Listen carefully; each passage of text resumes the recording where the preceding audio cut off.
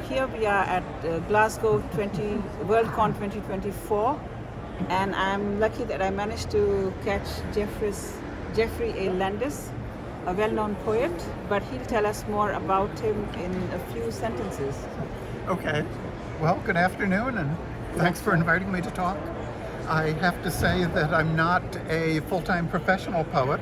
In fact, in my day job, I work at NASA. I'm, in fact, literally a rocket scientist. But I'm also probably better known for fiction than for poetry. But I love writing poetry. It's fun. And actually, I love to hang out with poets. I really get a lot of energy going to poetry readings and talking to poets, hanging out with poets, performing. I love poetry. For someone who's not really a poet, your poems are brilliant. Oh, well, thank you. Thank you. So I'm just wondering, how did you get into writing poetry in the first place? Well, I think everybody writes the few odd poetry during high school and maybe college. But oddly enough, I actually got serious about it when I went to the Clarion Writers Workshop, which is a workshop mostly about short stories. But one of our teachers is Joe Haldeman, who is a brilliant poet. And one of the things he did, I think on his first day, on Monday, is he had us all draw a random topic and poetry form out of a hat.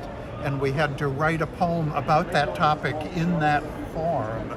And I got the topic, write a sonnet about terraforming. Okay. And then we had a poetry reading of all the students in the class, and we had wine and cheese and had the poetry reading.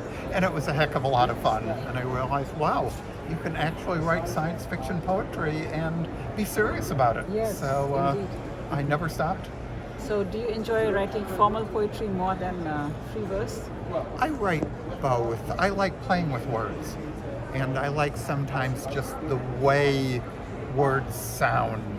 So, for example, one of my poems that's been moderately reprinted, I was just, in my mind, was going through this line, if angels ate apples, potatoes, and pears.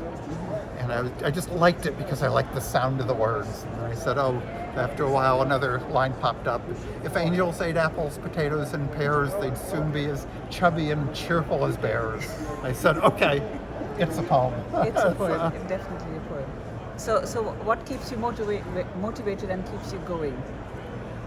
Well, writing poetry is something you can do in little odd bits and pieces of time when something comes to you. If you're writing a short story or even a novel, you need a lot of free time. You need to really devote yourself. But you can write poetry in your just scraps of free time and say, oh, here's an interesting line. I'll just write that down, and maybe another line will come to me sometime later. Of course it doesn't. You have to work really hard to get that second line. And do you work better during the day, in the morning, at night? What is a better time? I mostly would work at night just because I tend to be at work during the day, at the night, at weekends, so whenever I have bits and pieces of time.